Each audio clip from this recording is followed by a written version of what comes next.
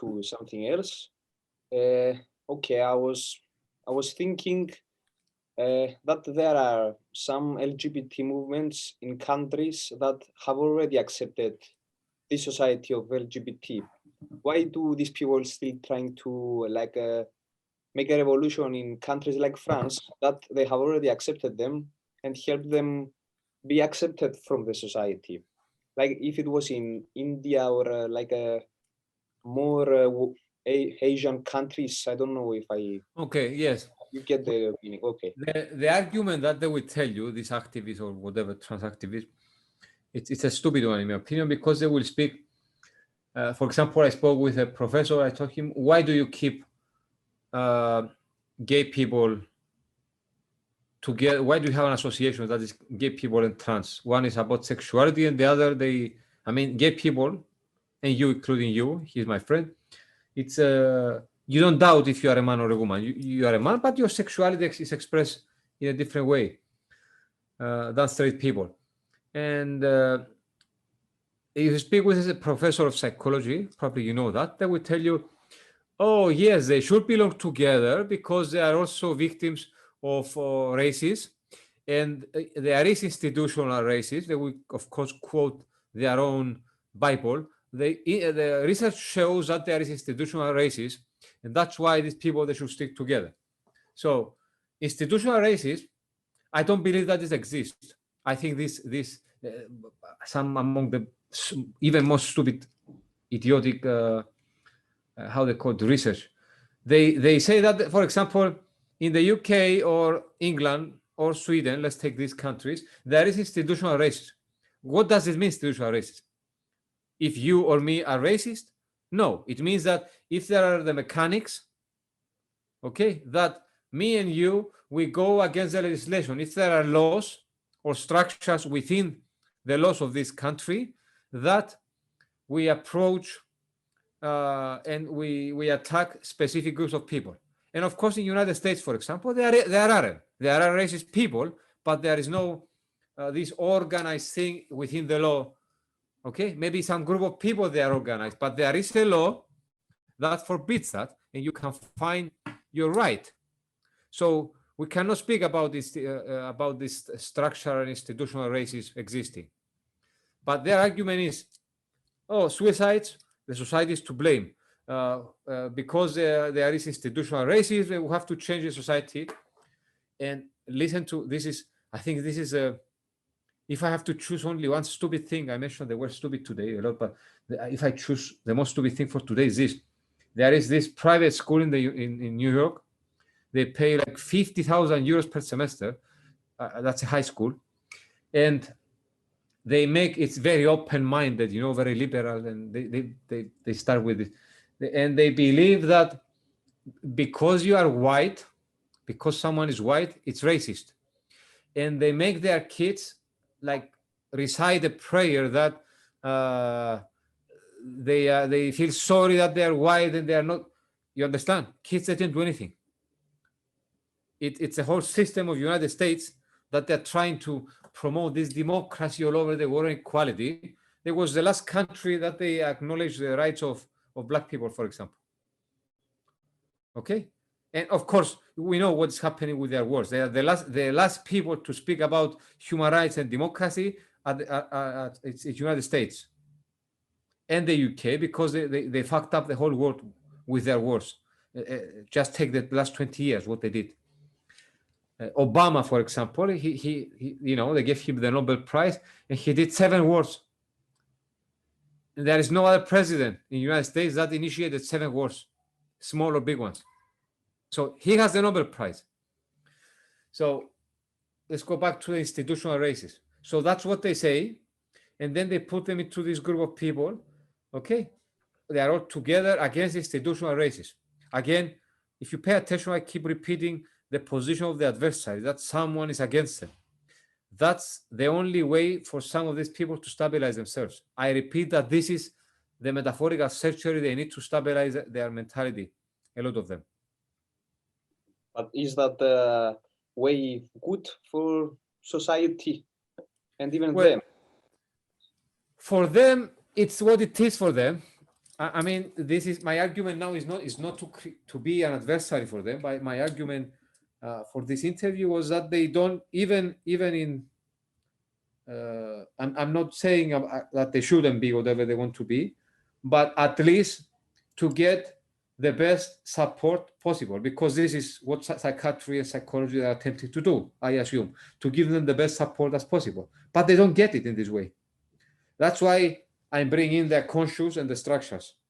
But if you bring in the conscious and the structures, then the other ways that they are doing, they will fail.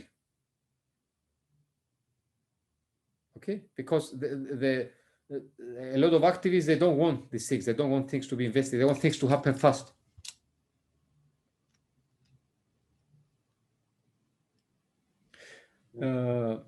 Another thing that I should mention is that there is a there is a very big dropout from the studies, the long-term studies they do.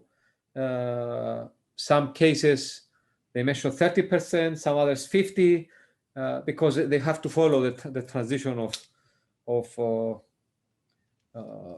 transgender people. And even though academic university research say that in those who have long surgery long time ago, they have less psychiatric difficulties or issues, because this is of course another thing that we see with trans people. They are more prone to depression, more prone to have other psychiatric stuff. And of course, again, research says it's because of the society and their families don't want them, and the blah blah blah blah blah blah, nobody wants them, the same story. But you cannot force somebody like somebody else if they don't like them. And the best answer I heard was by a British transsexual, who of course he's accused. He says, well, he became a woman, so he's calling himself a trans woman. He says, well, trans women are men, including me. He says, my kids call me daddy, so for them I'm a daddy. He says, if I work at night and I'm alone, and so I wear my hoodie in my coat, and I walk like a man, because if they see a figure who is like a man, they will not attack him. And he says that I don't have a problem if the people misgender me. I became a woman because I feel good with myself. I don't care. If they want to call me man, they can call me man. And that's the only one I heard that is, he spoke. He's a physics teacher, actually, and his discourse was holding on very well. He says that he had a lot of psychological issues. He says that he believes that all of trans people, they have psychological issues. He says that this doesn't make him a proper woman. That's why he was attacked. So, but he was the most comfortable transition trans woman I met or I ever heard. He was so cool. And he was very okay with what he was. He didn't care about anything. And this is the discourse that you will not find in the movements or in other trans. They constantly want to feel the victim, even the research. So in the research, they will not tell you that in the long term. No, in those research, they tell you, yes, there's more stability if they had surgery 20 years ago. Well, there are other research that I cannot quote right now, but there are some videos. If anybody is interested for the research, I can send them, and those specialists there, they mention them. That there is a dramatic rise in suicide after the initial years of transitioning. Because the first year of transitioning, there is this excitement, whatever, but the dramatic rise is after. It's and this is important because it is after their adaptation to the social bond. Okay? Even if we see them as they see themselves like victims, because I'm sure that they are being bullied, they go to suicide. Of course, they do that. What can we do to reduce the abuse and bullying that these people is very common to experience? My opinion is very simple. Like, as you don't.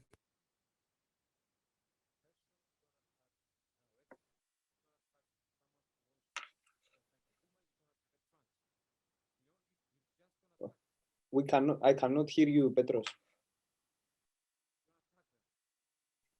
Can't hear you, Petros. we still cannot hear you. Maybe a cable was unplugged. Yeah, now we can hear you. Yeah, okay. Yeah. Thanks. Okay, well, as you see, someone who is obese, someone who is has special needs, okay, Yeah. someone who is, dressed like a rapper, just anything. I don't have to, I mean, I'm not, or me, I have a lot of earrings and stuff. As you shouldn't make fun of me because I wear this the way I dress. Why to attack us? Or there are laws, there are laws. It doesn't have to be trans or gay or petro specific. If someone is attacking you, you have to be able to go through. So this is what we can do, and it's human. What we don't have to do is to try to change the way society is speaking, to enforce pronouns, okay, and to enforce all this stuff in our kids, while and it's stupid, do we allow them to make big decisions for their future? No, when they're 5-6 years old. Why do we allow them? Why we don't investigate? Why we are so cool with that, to say if a boy wants to be a girl, to say I'm a girl, and it's fine with it. That's another of the points showing the of the medical establishment, psychiatry and psychology, their stupidity into this. But let me finish about there is a big number of dropouts from the long-term research, and in many cases when they were tracked down, it wasn't because they were having this beautiful life. They were in a really bad stage. They couldn't follow up. They were doing really bad. Okay, so I will speak about something again. If the adversary is removed by this discourse, a lot of these people will collapse.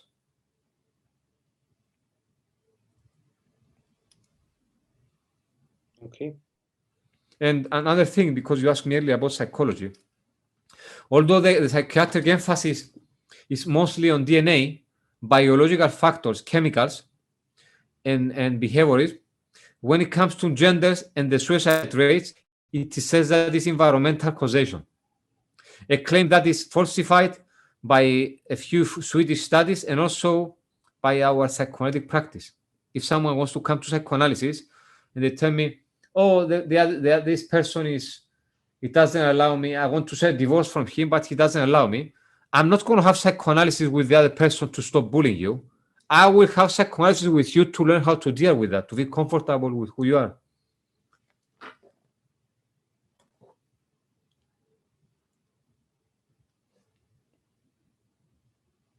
Yes, okay. Like a few days ago, I was scrolling in Instagram and I saw a video like this TikTok, but on Instagram, and I was showing a very beautiful woman wearing a mini dress. It was a very beautiful woman, and there was a guy there pointing out, this guy's a dude. And then another video switched in the same video and says, this is our problem with the society, that because he exposed that woman who was a man before and stuff. And I was very I couldn't accept that it's a problem of society. He just pointed out that he was a dude. What I want to say to you, if a man is straight and wants to date a straight woman, a lot of times trans people may appear as a woman, but they show later who they are. And this sounds like a problem to me. And I observe from other people saying that, and they're afraid of that. Yes, well, it's the discourse of these activists and a lot of trans people. And not only that, it's psychologists, they do that. It's a big amount of people they are involved into this. For example, if you say, I was speaking with psychologists and he's working in the UK, and he almost called me racist but he didn't, because we know each other. But I could see he was taking it to that point that I wouldn't date a trans woman. I mean, if let's say it wasn't me, but if There was somebody else, and I told him, why don't you date white women? He said, because I like black women. You don't have to explain that. Why people are labeled racist? Because they wouldn't like to date the trans women. There are people who liked to do that. Okay. By the way, to tell you that about 80% of trans people, they don't have surgery. Okay. So you've got a phenomenon with people identifying as women. They are acknowledged as women legally in many countries, but they have a penis. So you've got new species. I mean, the penis doesn't play now a part to separate, which is, if you see two naked bodies, it's man and a woman, but then they will tell you that's biology. The sex is something else. The sex is something else. It's something that you know, it's more spiritual. It's a social constructed thing. Well, what is socially constructed? I totally disagree with that view. What is socially constructed, and at the same time consciously constructed, it's the how to be a man and how to be a woman. Okay? Even if they want to change, to remove everything and have like a million whatever things, they have to come and at the binary of the body. At the end of the day, you have to face the binary of the body. Even if you change the name man and woman, whatever, at the end, even the people who say we are not non-binary, they are non-binary because there is a binary. Yeah. So everything is established on that. So yeah, it's a big mess. Can those people who have a surgery from man to woman have children? They have. I read an article it was a few days ago, but it was funny, from a journal that was supporting the trans activists, saying that the first man who gave birth, and I look at the picture, it was I mean, you could understand that it was a lady taking testosterone and whatever. She had beer, whatever, but she had all the reproductive organs. Or now you've got women having prostate cancer, because they are men. So yeah, it wasn't, for me, it wasn't a woman, a man, the first man in the world giving birth. For them it was, and they got upset with me that I said it's a woman. It's a woman. It's the body of the woman. I mean, if she had beer or whatever, it doesn't make. I mean, you have reproductive organs. Yes, you can say whatever you want about yourself, but men cannot have. You know, they cannot give birth, or men cannot bleed, because there was another issue with the tampons in the supermarkets, and there was a whole thing, and now they start naming in some countries people who bleed. Men don't have periods.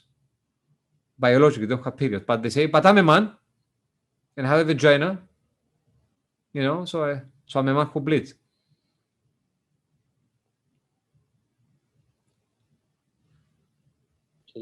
Okay. Before you said that only that small percentage they do surgery.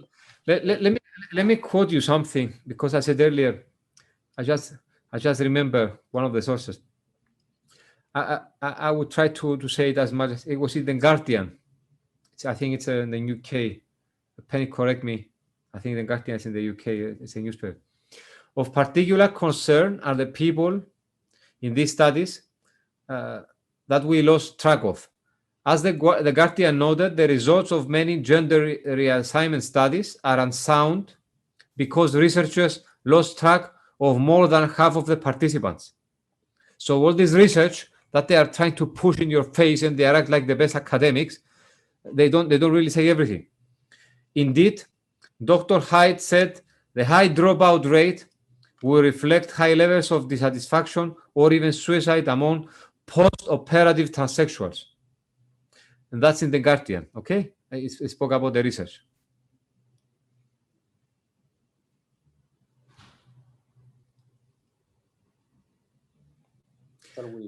I'll take another quote related to that, because this is something that they never mentioned. or if you mention it, they will bring something else to tell you that this is lies. When the term out and shouting dies, it proves not easy nor wise to live in a counterfeit sexual gap. The most thorough out follow-up sexual reassignment people extended over 30 years and conducted in Sweden, where the culture is strongly supportive of the transgender, documents their lifelong mental unrest. 10 to 15 years after surgical reassignment, the suicide rate of those who had undergone sex reassignment surgery rose to 20 times that of comparable peers. Of course, they have their own way to destroy, to attack, to attack this evidence. Another quote: the medical evidence suggests that sex reassignment does not adequately address the psychosocial difficulties faced by people who identify as transgender. Even when the procedures are successfully technically and cosmetically correct, and even in cultures that are relatively trans-friendly, transitioners still face poor outcomes. Because they don't even consider of analyzing these unconscious structures in which this articulation appears. I want to change my gender. What if they regret it? Can they Well, change it back? actually, there is more and more now. I cannot say statistics. I'm really poor with that. But I see in some, some things that I follow, the number of people that they retransition. They say it's fine, but it's not.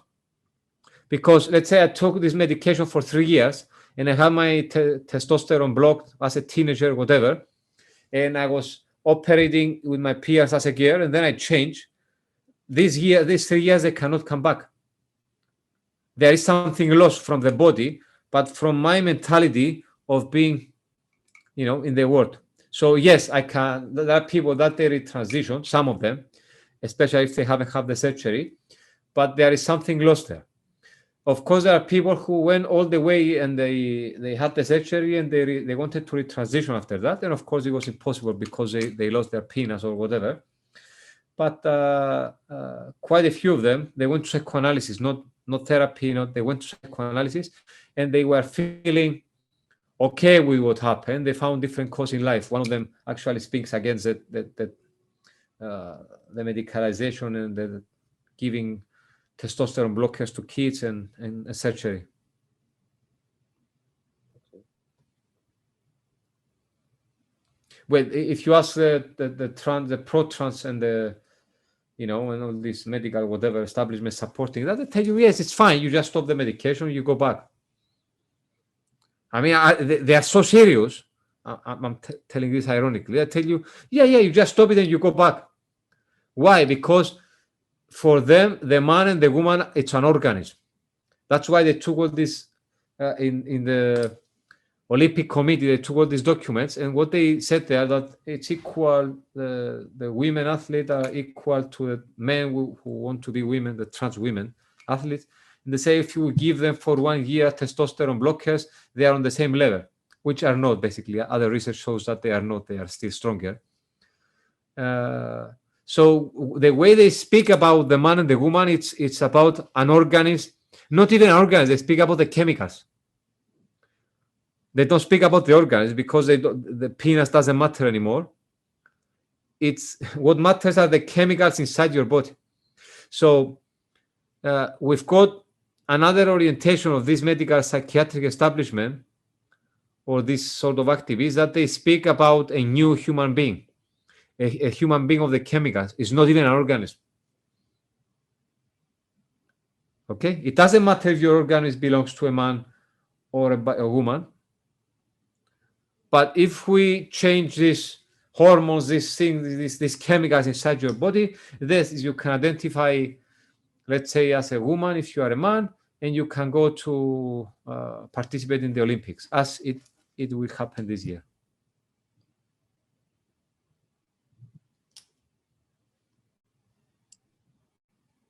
Yes. Okay. Some people that start doing this transition with the chemicals and later on they do surgery, the most of them stop in the process. While they do it in some stage of the process, they stop. Why do they do that? I read that in an article. Yes, a number of them it does it. They, especially in teens, there is a process that they say, okay, I don't want to be. I want to be a boy again. You know, and they stop it. But the biggest number of people, especially if they start from a young age, they go all the way. Just to understand what is happening, because we don't have much time, but of course we are going to have number 2 and maybe number 3 of this interview. There is so much material to discuss. United States, when they in these sexual education classes, whatever in gender classes, they used to have a figure like a jelly figure, and they told them about the gender, sexuality, but it was the biology of that figure. It was a man or a woman. And now they removed that. Now, even in England, they have, I think they have 10, 15 figures, jelly figures. On one edge is someone who dressed like a cowboy, I think. On the other, or holds plays with trucks. And on the right side, there is someone who's holding doors and is pink. And they ask the kids, and each of the, let's call them 10 figures, they have different characteristics. But the two binaries are the boy and the girl. And they that's the test they do. That's one of the tests. Okay? So if you point out, oh, I'm in the middle, maybe you say, oh, you are trans.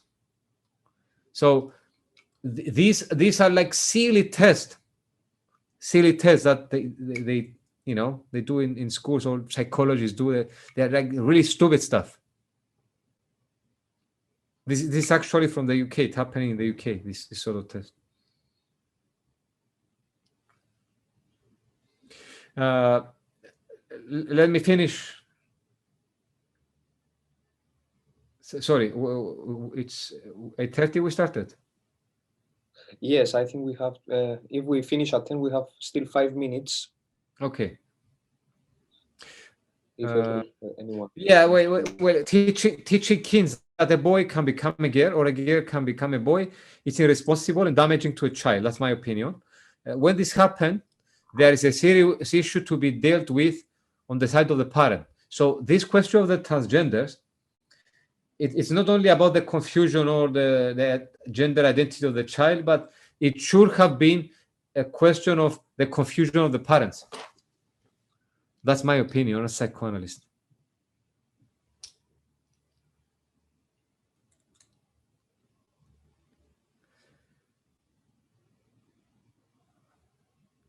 Okay, maybe we can, keep it like this for today, and we've got the second part. Yes. Indeed, there is a lot of to discuss on this topic. It's a huge topic. Okay, well, I can take now maybe 2-3 questions maximum from the public, from the audience, and we can wrap it up. Angele? Well, Petros, Maria. Good evening. Good evening. Well, this is a subject which really interests me. And I can talk only about my universe, because I'm dealing with children and parents. And of course, what you've said, I completely agree with nearly everything. But what I've noticed, and just to confirm that the issue most of the time comes from parents. There is a political issue around the subject, yes, and which is related to globalization, capitalism, etc. But let's leave the politics now aside. However, the parents, the politic has an effect on their position. They don't know where to place themselves, and because they are lost, they just accept anything. Yes. And anything, and then they feel completely lost. assuming that accepting that a boy or a girl is saying that I'm a boy being a girl or I'm a girl being a boy is assuming a democratic position. And so they are presenting themselves as democratics, as non-racist, as non-sexist, etc., etc. So that is one issue. Then the treatments, yes, there are some voices here in the UK that as a matter of fact, the treatments cannot start at 6 years old, but later on, due to the problems they are facing, because there are problems. There are problems because then the child denies treatment, or they are presenting depression. There are lots of cases of depressions because they start not knowing who they are. There are cases of anorexia because the anorexia, sometimes denying food, gives the child that sense of they are not controlling that sexuality, but at least saying that they don't want to eat is a way to have that sense of control. And there are cases of panic attacks as well. So there are voices now saying that we can't start treatments with 6 years old. Another thing is that parents, and I've been telling to some of them, that the child has their own voice, the development, when they say that a girl wants to say, I want to be a boy, it's a natural process. They have 6, 7 years old. They want to behave like a boy, go up to the trees, run, play with cars, or the boys play with the dollies, etc., etc. Doesn't mean necessarily that they are in a transgender process of etc. Is has to be accepted naturally, because later in life things will appear naturally. So this is one thing that one has to tell them. Is difficult, as you said, very difficult. There are a lot of things to say, but there is another point that I would like to mention here. I know a case, and there are others, but I know a case where the couple, so the mother and the father, having 3 children between 5 and 12 years, there are 3. The father decided now that he wants to be a woman, and he started wearing women clothes and using makeup. And that has been creating an enormous issue within the couple. The wife is having problems and the children are completely disturbed, not wanting to go to school. And so there is also this side of the transgender, which is, the adults changing and the affect in children. Another issue that we will start listening in the future is that the schools now are receiving somehow reports to give attention to children in their puberty, 11, 12, 13. They are discovering sexuality, and in that age, they want to have boyfriends, girlfriends, the kiss, giving hands, to be forbidden, because that is considered harassment. So we are going through very difficult times. I could say more things, but I don't want to. They are already very rich, what you said. Just to add that at 5 years old, what they do is they call it the social transitioning first. And they take the John, they make him in John, they show him into class, they introduce him to the kids, they make sure the kid will approach him as John. So from now on, John is John, and he goes through these years as John. That's the first part of the transitioning, and they try to make it in stages. This is very, very strongly happening in some stages in the United States because of the problems of the sexuality, and they try to create all these long processes until later that they can have surgery, but they allow, as I told you, 15 years old to go for girls to go and remove their breast without the consent of the parent. So this is becoming more and more the standard in those states, which is very sad. Thank you for your information, Maria. It's really, really nice.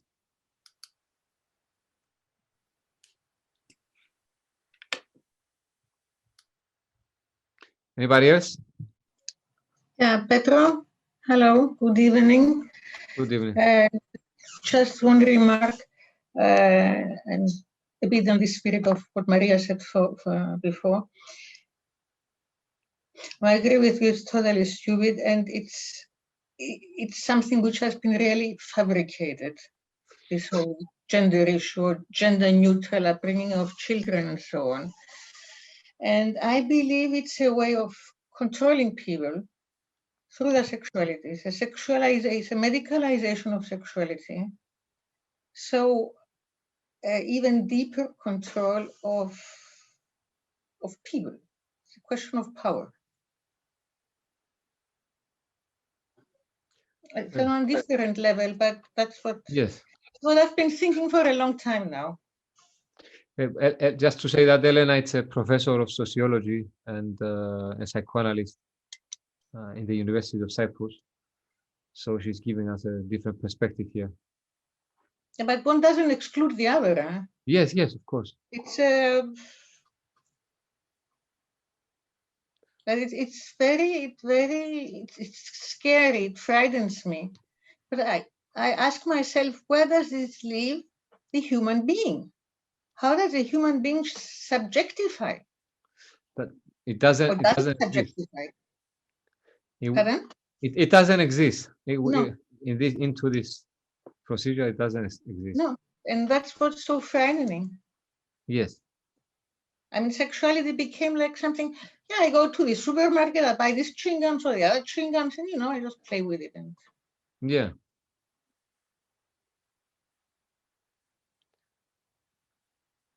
Well, I believe in the near future we will see a lot of struggles. Already, as I said to you, in Germany and other countries, they voted against a few things, but because it was so well orchestrated and organized by certain groups of people to resemble a human rights movement, there would be a lot of fuss around it the next decade. But you know that even as we speak in the field of development, I mean, help to developing countries, financial health, know-how, and so on and so forth, they have as a precondition to give the money the acknowledgement of the trans people, etc., and have that incorporated in their legislation and in their human rights codification. Yeah. Well, their human rights are fine. I mean, as everybody else says, but what is happening with the kids now, that's because this is the issue. This is beyond human rights. I think it's pure violence or, and certain other aspects like, the force of the pronouns and, like 100 genders and goes on. It will not stop. Cultivating this thing doesn't give a greater freedom to the children or to human beings. I think it reduces their freedom. Yes, I think so, because the discourse around it, you cannot even speak about it. You cannot even speak because immediately, if you don't say what is expected from you to say, you are labeled racist, transphobic, and immediately the university discourse, it's appearing there. They know all these statistics and then bring it in your face and something that is, it's actually common sense. It appears to be science. So, and it's not. It's very basic stuff.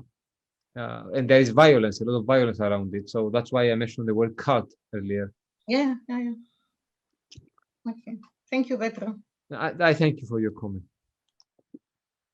I have a general point. I really appreciated your talk, Petro, and I appreciate particularly that you've given some, let's say, clear, succinct points of reference. For example, with the little boy with several generations of women, where it was possible to see that he's deducing certain meanings and certain implications and certain logic of, going down a particular pathway where you line up, etc. And this is what a psychoanalytic formation makes it possible to access. And in a way, it shows how the everyday human being who doesn't have access to these discrete structures and working with them and being able to say some very simple and clear things which people can agree or disagree with, but you can mark them and you can point, well, this is the kind of logic. You give an example so somebody can think around it.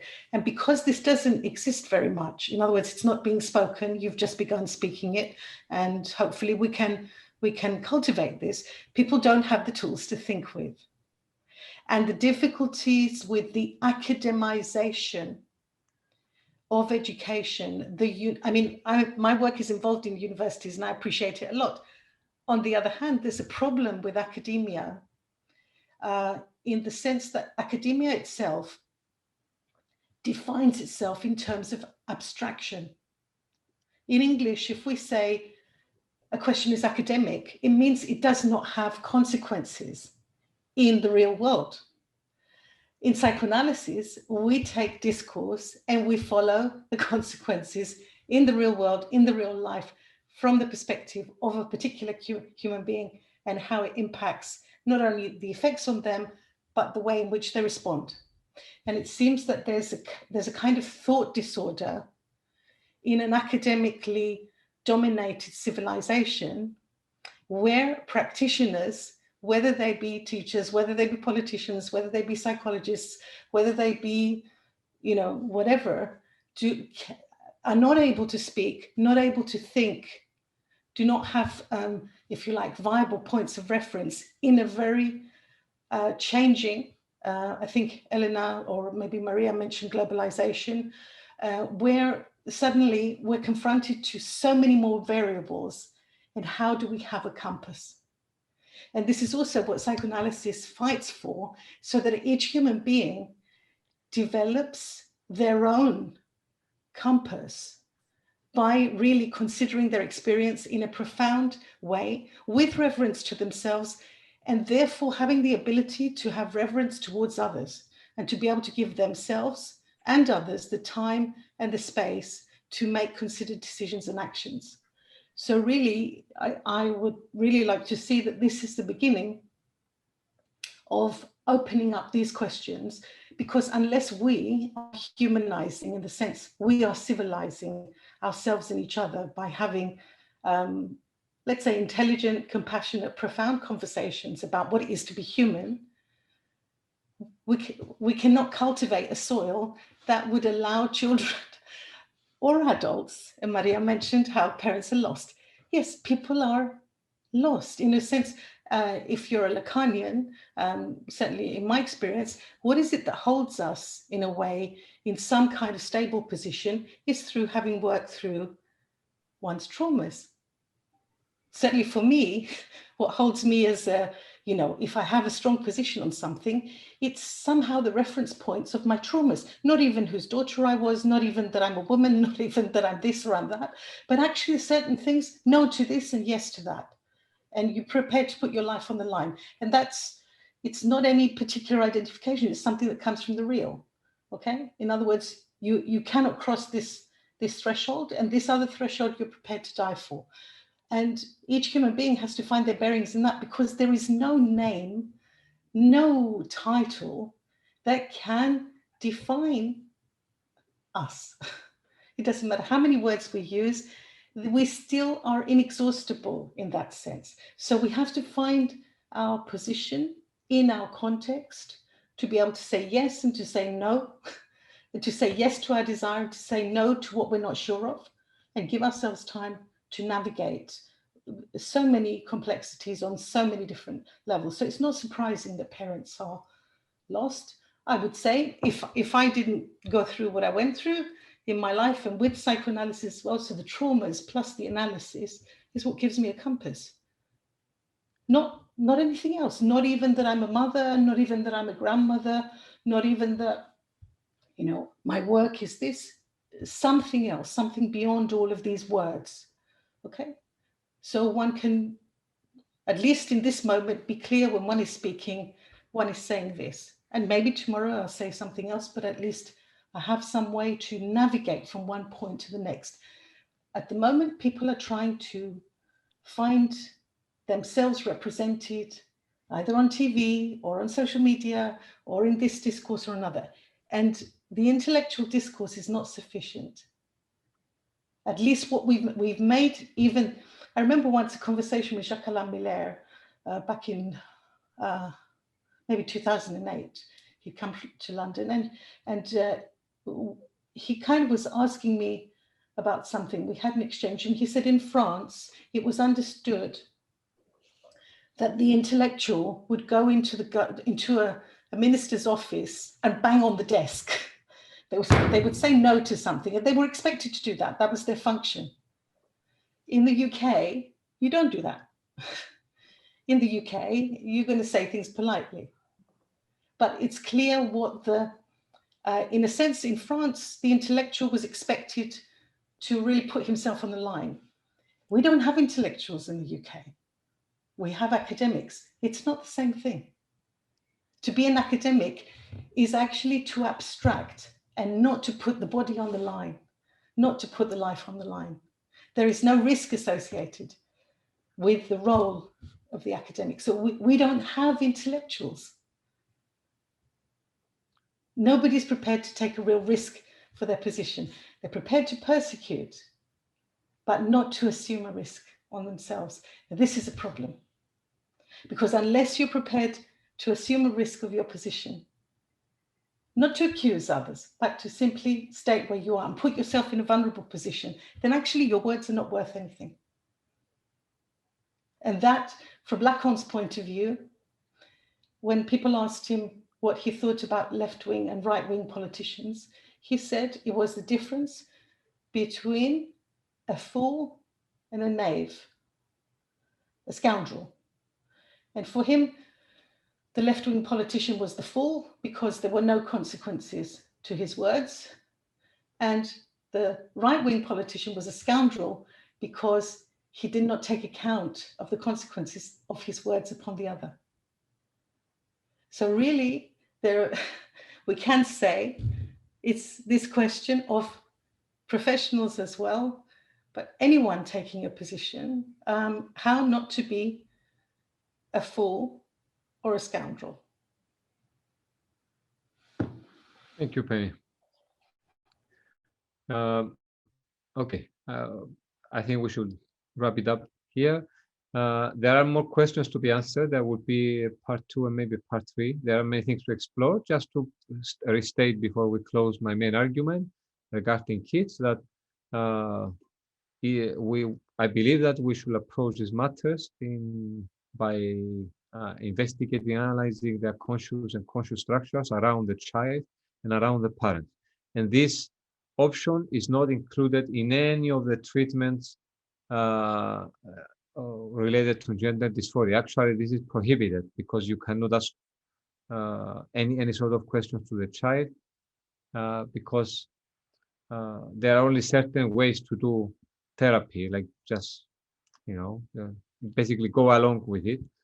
Otherwise, it's considered illegal in most states or countries that they are pro this sort of transitioning. So that's my main statement, and that's why I chose the title "Showing the Faults of American Psychiatry and Psychology."